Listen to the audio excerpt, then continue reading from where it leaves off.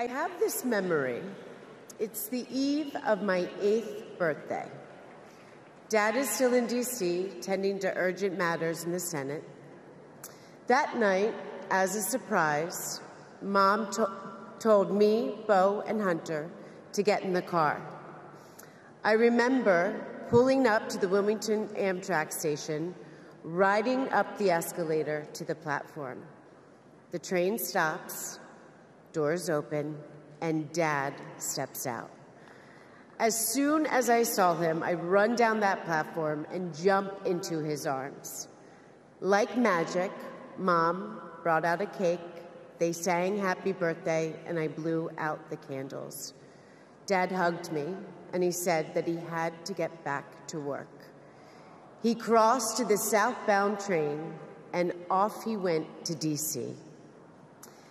That was a snapshot of one moment, of one day, on this extraordinary journey of being Joe Biden's daughter.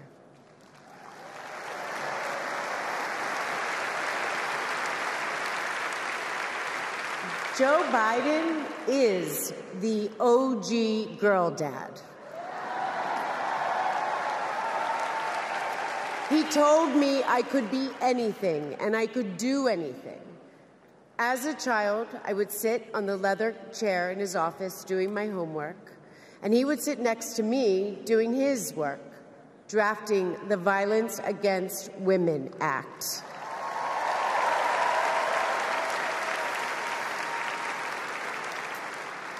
And he wasn't just a girl dad. And he wasn't just a girl dad. I could see that he valued and trusted women. How he listened to his mother, how he believed in his sister, and most of all, how he respected my mother's career. Dad was always there, doing everything he could to be a true partner to her. Dad, you always tell us, but we don't tell you enough, that you are the love of our lives and the life of our love.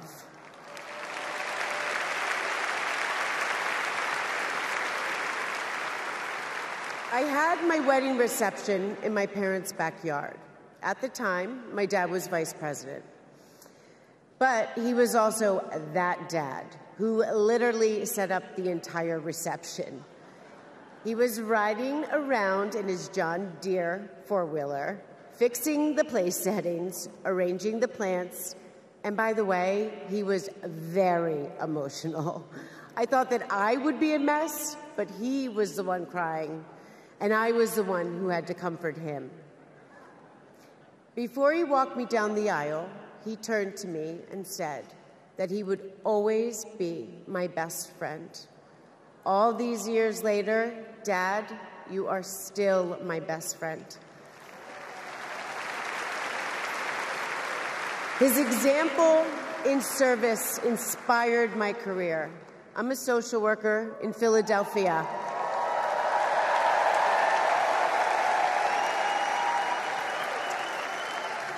I support formerly incarcerated women as they heal from past trauma and they reclaim their lives.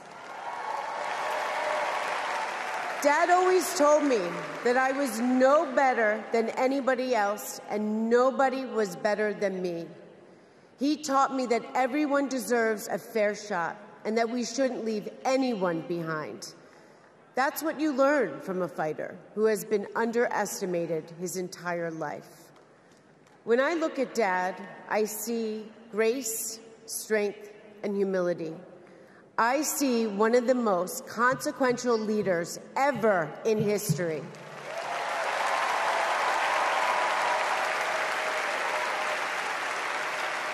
And I also know that he never stops thinking about you, about your dreams, about your dignity, about your opportunities, about your family.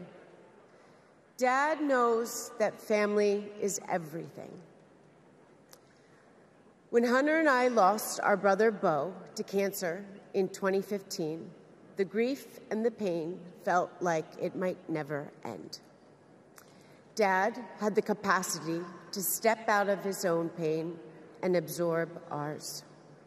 And I know that Beau is here with us tonight, as he is always with us.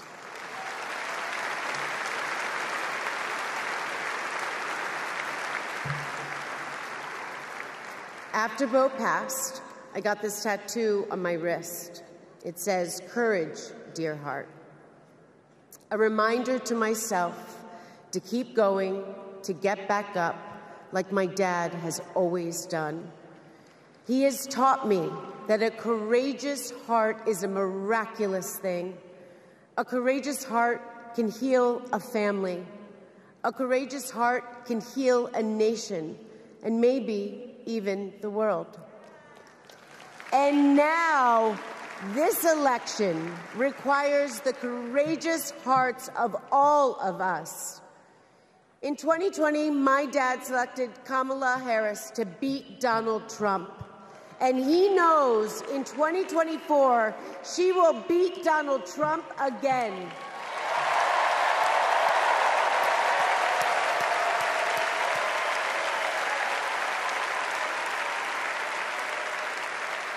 So tonight, I am asking you, if you stood with us in 2020, call upon your courageous heart.